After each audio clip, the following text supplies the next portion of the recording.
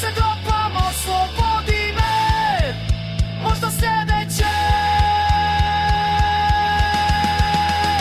godine.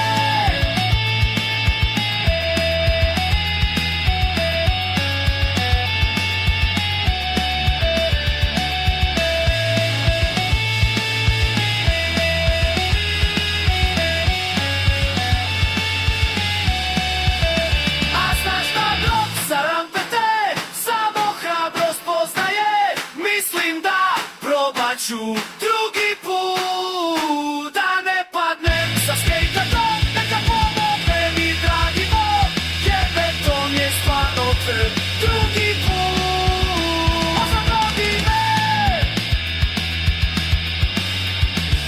drugi put.